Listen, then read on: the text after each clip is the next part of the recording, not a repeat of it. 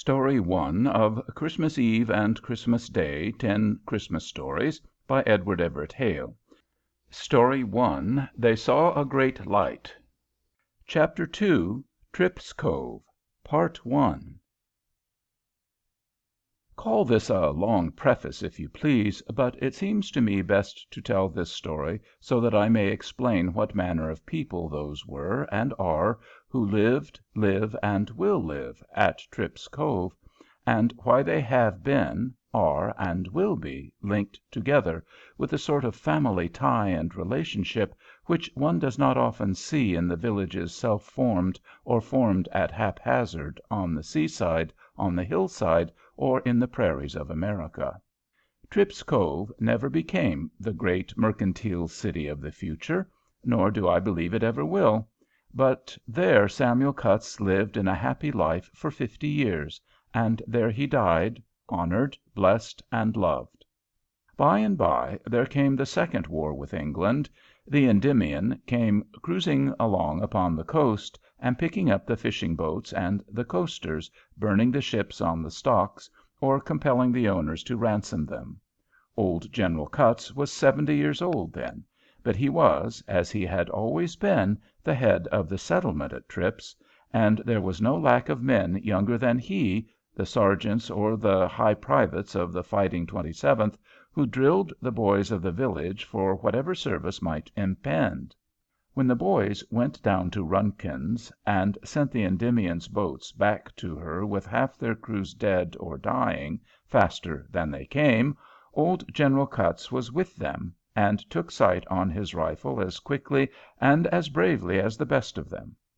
And so 20 years more passed on, and when he was well nigh 90, the dear old man died, full of years and full of blessings, all because he had launched out for himself, left the life he was not fit for, and undertaken life in which he was at home. Yes, and because of this also, when 1861 came, with its terrible alarm to the whole country and its call to duty, all Tripp's Cove was all right. The girls were eager for service, and the boys were eager for service. The girls stood by the boys, and the boys stood by the girls. The husbands stood by the wives, and the wives stood by the husbands.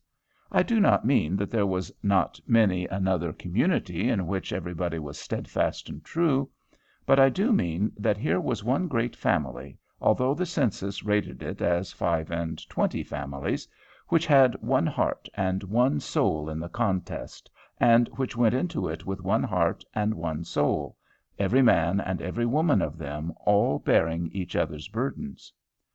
Little Sim Cutts, who broke the silence that night when the postman threw down the Boston Gazette, was an old man of 85 when they all got the news of the shots at Fort Sumter.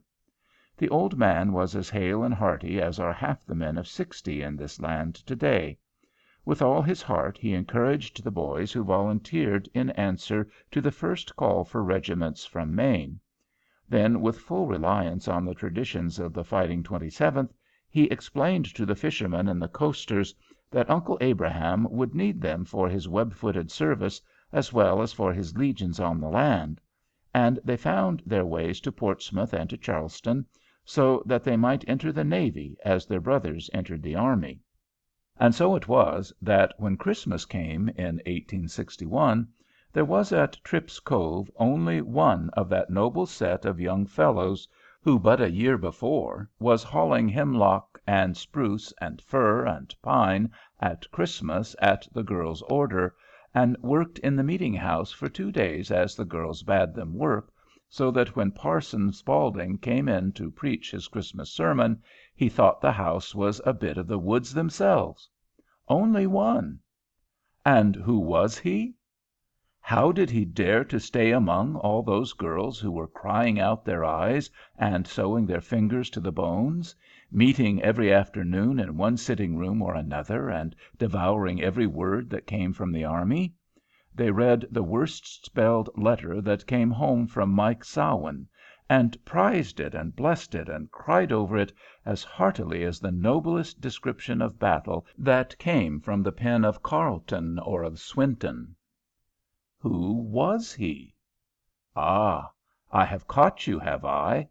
That was Tom Cutts, the old general's great grandson, Sim Cutts' grandson, the very noblest and bravest of them all. He got off first of all. He had the luck to be at Bull Run, and to be cut off from his regiment. He had the luck to hide under a corn crib, and to come into Washington whole a week after the regiment. He was the first man in Maine, they said, to enlist for the 3 years' service. Perhaps the same thing is said of many others.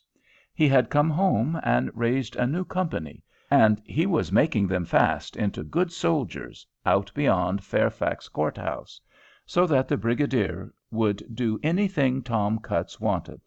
And when, on the first day of December, there came up to the major general in command a request for leave of absence from Tom Cutts, respectfully referred to Colonel This, who had respectfully referred it to General That, who had respectfully referred it to Adjutant General T'other, all these dignitaries had respectfully recommended that the request be granted.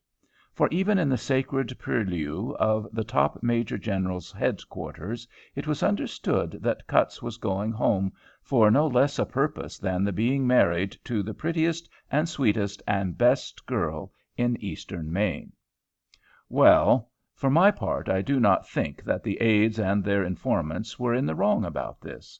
Surely that Christmas Eve, as Laura Marvel stood up with Tom Cutts in front of Parson Spaulding, in presence of what there was left of the Tripp's Cove community, I would have said that Laura was the loveliest bride I ever saw.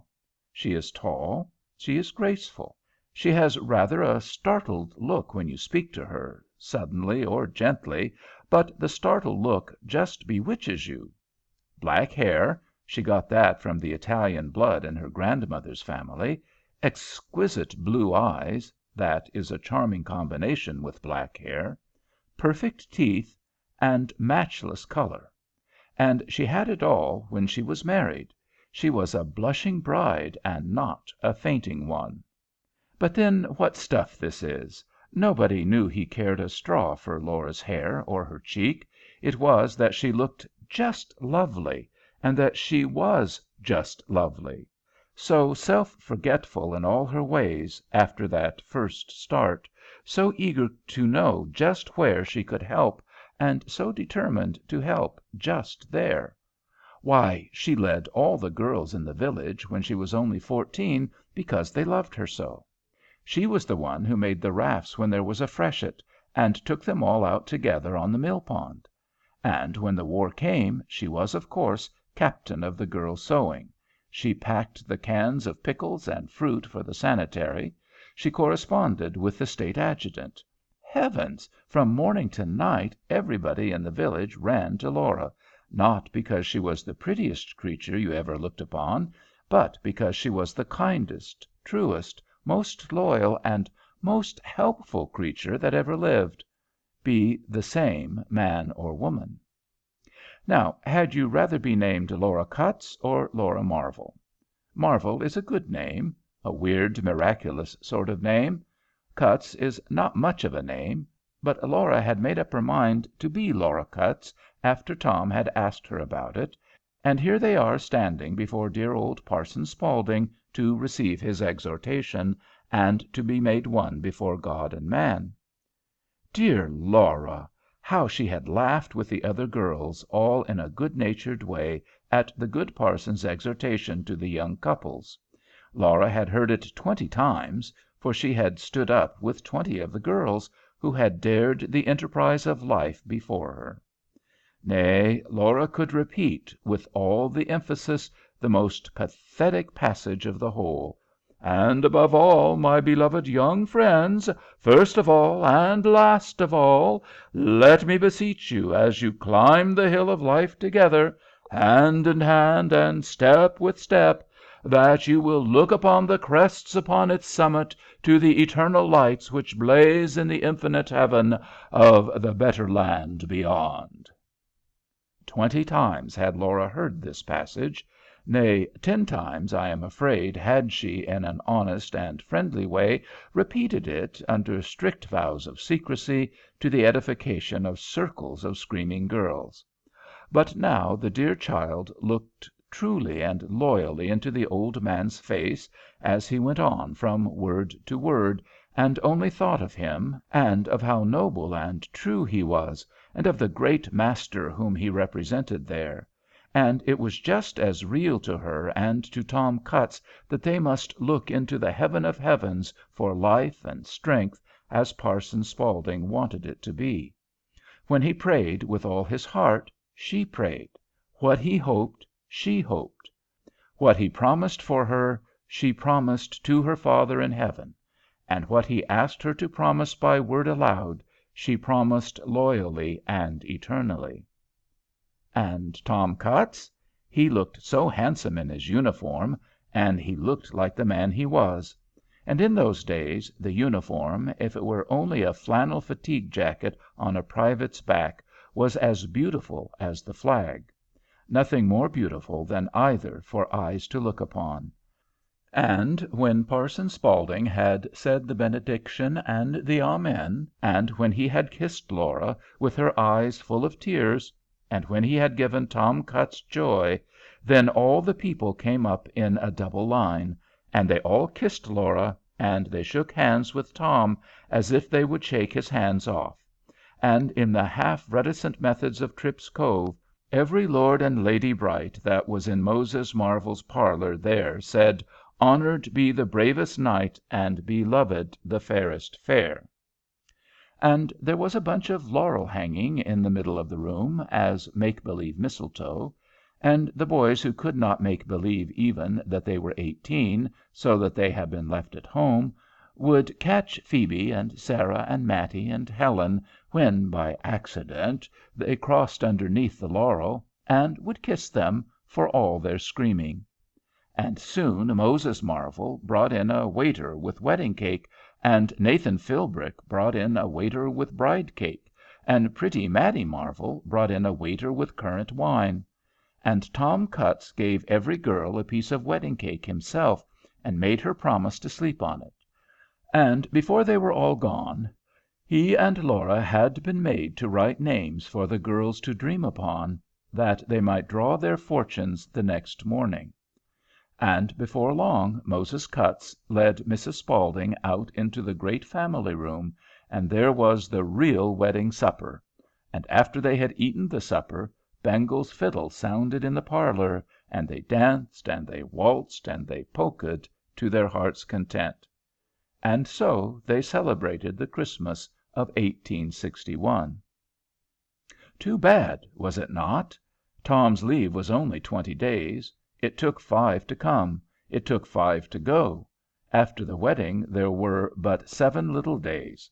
And then he kissed dear Laura good-bye, with tears running from his eyes and hers, and she begged him to be sure she would be all right, and he begged her to be certain nothing would happen to him, and so for near 2 years they did not see each other's faces again. Christmas Eve again! Moses Marvel has driven out his own bays in his own double cutter to meet the stage at Fordyce's. On the back seat is Mattie Marvel, with a rosy little baby all wrapped up in furs, who has never seen his father. Where is Laura? Here she comes! Here she comes! Sure enough, here is the stage at last. Job Stiles never swept round with a more knowing sweep, or better satisfied with his precious freight at Fordyce's than he did this afternoon. And the curtains were up already, and there is Laura, and there is Tom. He is pale, poor fellow, but how pleased he is! Laura is out first, of course, and then she gives him her hand so gently, and the others all help. And here is the hero at Marvel's side, and he is bending over his baby, whom he does not try to lift with his one arm. And Mattie is crying, and I believe old Moses Marvel is crying. But everybody is as happy as a king, and everybody is talking at one time, and all the combination has turned out well. Tom Cutts had had a hole made through his left thigh, so that they despaired of his life; and as he lay on the ground, a bit of a shell had struck his left forearm and knocked that to pieces. Tom Cutts had been sent back to hospital at Washington, and reported by telegraph as mortally wounded. But almost as soon as Tom Cutts got to the Lincoln Hospital himself, Laura Cutts got there too, and then Tom did not mean to die if he could help it, and Laura did not mean to have him. And the honest fellow held to his purpose in that steadfast Cutts way. The blood tells, I believe, and love tells, and will tells. How much love has to do with will. "I believe you are a witch, Mrs. Cutts," the doctor used to say to her. "Nothing but good happens to this good man of yours." Bits of bone came out just as they were wanted to. Inflammation kept away just as it was told to do. And the two wounds ran a race with each other in healing after their fashion.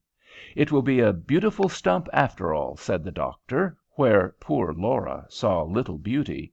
But everything was beautiful to her when at last he told her that she might wrap her husband up as well as she knew how, and take him home and nurse him there.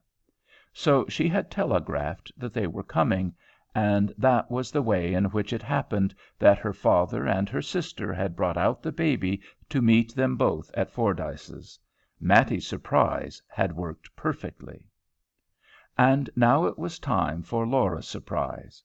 After she had her baby in her own arms, and was on the back seat of the sleigh, after Tom was well wrapped up by her side, with his well arm just supporting the little fellow's head, and after Mattie was all tucked in by her father, and Mr. Marvel himself had looked round to say, "All ready?" then was it that Jem Marvel first stepped out from the stage and said, "Haven't you one word for me, Mattie?" Then how they screamed again! For everybody thought Jem was in the West Indies. He was cruising there on board the Grey Wing, looking after blockaders who took the southern route. Nobody dreamed of Jem's being at Christmas. And here he had stumbled on Tom and Laura in the New Haven train as they came on. Jem had been sent into New York with a prize. He had got leave, and was on his way to see the rest of them. He had bidden Laura not say one word, and so he had watched one greeting from the stage before he broke in to take his part for another. Oh, what an uproarious Christmas that was when they all came home! No, Tom Cutts would not let one of them be sad. He was the cheeriest of them all. He monopolized the baby, and showed immense power in the way of baby talk and of tending. Laura had only to sit on the side of the room and be perfectly happy. It was very soon known what the arrivals were. And Parson Spaulding came in, and his wife, and of course the Cuttses had been there already. Then everybody came. That is the simplest way of putting it. They all would have wanted to come, because in that community there was not one person who did not love Laura and Tom and Jem. But whether they would have come on the very first night, I am not sure. But this was Christmas Eve, and the girls were finishing off the meeting house just as the stage and the sleigh came in. And in a minute the news was everywhere, and of course everybody felt he might just go in to get news from the fleet or the army. Nor was there one household in Tripp's Cove which was not more or less closely represented in the fleet or the army. So there was really, as the evening passed, a town meeting in Moses Marvel's sitting room and parlor, and whether Moses Marvel were most pleased, or Mrs. Marvel, or Laura, who sat and beamed, or old General Simeon Cutts, I am sure I do not know. That was indeed a Merry Christmas. But after that I must own it was hard sledding for Tom Cutts and for pretty Laura, a hero with one blue sleeve pinned neatly together, who at the best limps as he walks, quickens all your compassion and gratitude, yes.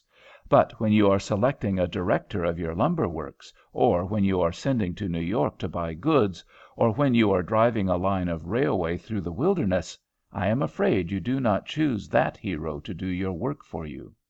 Or if you do, you were not standing by when Tom Cutts was looking right and looking left for something to do, so that he might keep the wolf from the door. It was sadly like the life that his great grandfather, Samuel Cutts, led at the old farm in old Newbury after the old war. Tom lost his place when he went to the front, and he could not find it again. Laura, sweet girl, never complained. No, nor Moses Marvel. He never complained, nor would he complain if Tom and his wife and children had lived with him till doomsday. "Good luck for us," said Moses Marvel, and those were many words for him to say in one sentence. But Tom was proud, and it ground him to the dust to be eating Moses Marvel's bread when he had not earned it, and to have nothing but his major's pension to buy Laura and the babies their clothes with, and to keep the pot a-boiling. Of course, Jem joined the fleet again, nor did Jem return again till the war was over. Then he came, and came with prize money. He and Tom had many talks of going into business together, with Tom's brains and Jem's money. But nothing came of this. The land was no place for Jem. He was a regular Norseman, as are almost all of the Tripp's Cove boys who have come from the loins of the Fighting 27th. They sniff the tempest from afar off, and when they hear of Puget Sound, or of Alaska, or of Wilkes' Antarctic continent, they fancy that they hear a voice from some long-lost home from which they have strayed away. And so Laura knew, and Tom knew, that any plans which rested on Jem's staying ashore were plans which had one false element in them. The raven would be calling him, and it might be best, once for all, to let him follow the raven till the raven called no more. So Jem put his prize money into a new bark, which he found building at Bath, and they called the bark the Laura, and Tom and Laura Cutts went to the launching, and Jem superintended the rigging of her himself. And then he took Tom and Laura and the babies with him to New York, and a high time they had together there. Tom saw many of the old army boys, and Laura hunted up one or two old school friends, and they saw Booth in Iago, and screamed themselves hoarse at Niblo's, and heard Rudolphson and Johansen in the German opera. They rode in the park, and they walked in the park. They browsed in the Astor, and went shopping at Stewart's, and saw the people paint porcelain at Haworth's, and by Mr. Alden's kindness went through the wonders of Harper's. In short, for 3 weeks, all of which time they lived on board ship, they saw the lions of New York, as children of the public do, for whom that great city decks itself and prepares its wonders, albeit their existence is hardly known to its inhabitants. Meanwhile, Jem had chartered the Laura for a voyage to San Francisco. And so, before long, her cargo began to come on board, and she and Tom and the babies took a mournful farewell, and came back to Tripp's Cove again, to Moses Marvel's house. And poor Tom thought it looked smaller than ever, and that he should find it harder than ever to settle down to being of no use to anybody, and to eat Moses Marvel's bread, without house, or barn, or bin, or oven, or board, or bed, even the meanest of his own. Poor Tom! And this was the reward of being the first man in Maine to enter for 3 years. And then things went worse and worse. Moses Marvel was as good and as taciturn as ever, but Moses Marvel's affairs did not run as smoothly as he liked. Moses held on, upon 1 year's cutting of lumber, perfectly determined that lumber should rise, because it ought to. And Moses paid very high usury on the money he borrowed, because he would hold on. Moses was set in his way, like other persons whom you and I know, and to this lumber he held and held, till finally the bank would not renew his notes.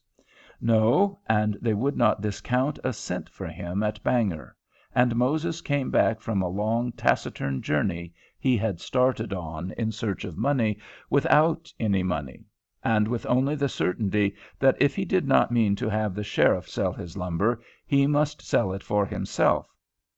Nay, he must sell it before the 4th of the next month, and for cash, and must sell at the very bottom of a long falling market. Poor Moses Marvel! That operation served to show that he joined all the Cutts' want of luck with the Marvel obstinacy.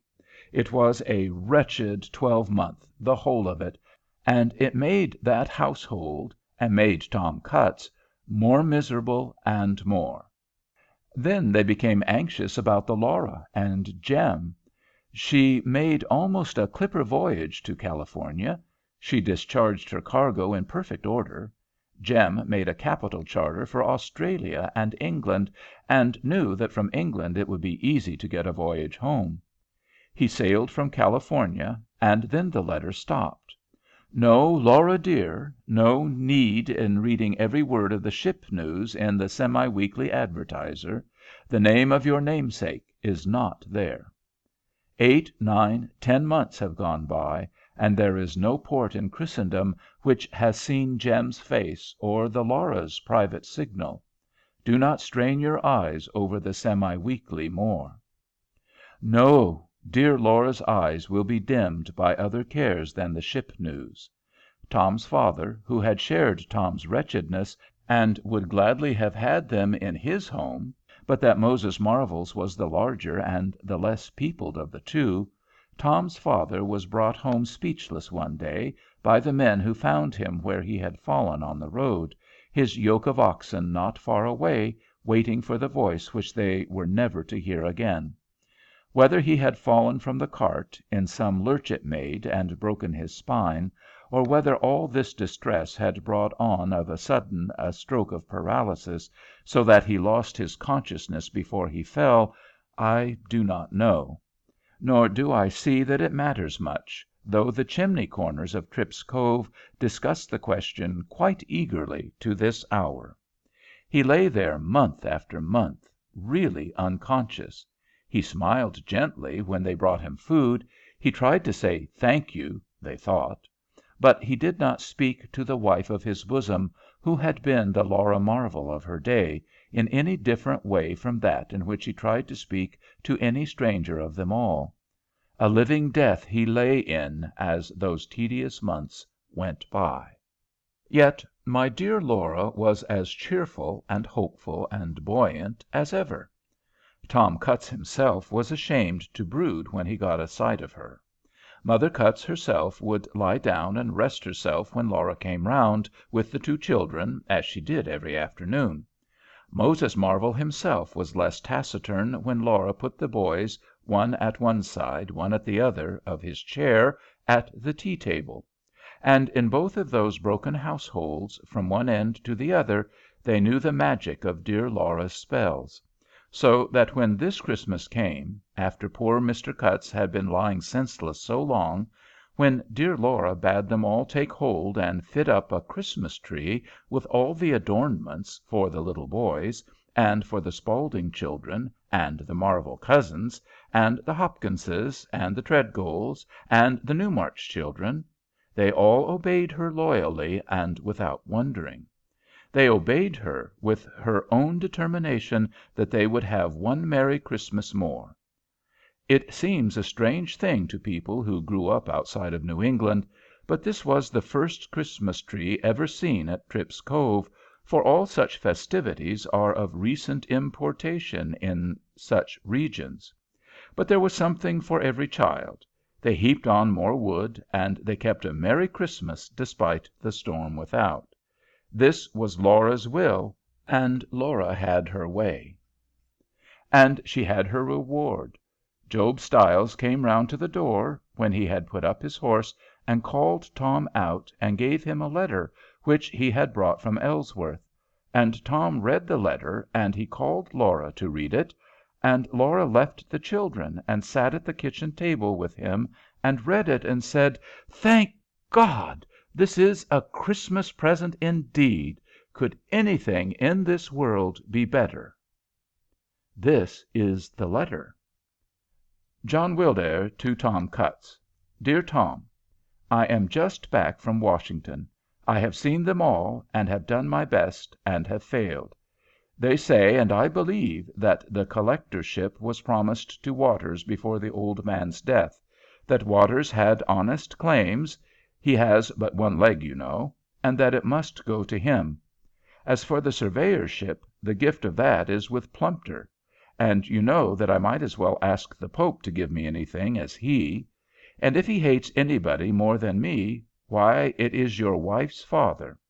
So I could do nothing there. Let me say this, though, it seems nothing. If, while we are waiting to look around, you like to take the Bell and Hammer Lighthouse, you may have the place to-morrow. Of course, I know it is exile in winter, but in summer it is lovely. You have your house, your stores, 2 men under you, they are double lights, and $1,000. I have made them promise to give it to no one till they hear from me. Though I know you ought not take any such place, I would not refuse it till I let you know. I send this to Ellsworth for the stage driver to take, and you must send your answer by special messenger, that I may telegraph to Washington at once. I am very sorry, dear Tom, to have failed you so, but I did my best, you know. Merry Christmas to Laura and the babies. Truly yours, John Wildair, Portland, December 24, 1868. That was Laura and Tom's Christmas present, an appointment as lighthouse keeper with $1,000 a year. End of Story 1, Chapter 2, Part 1.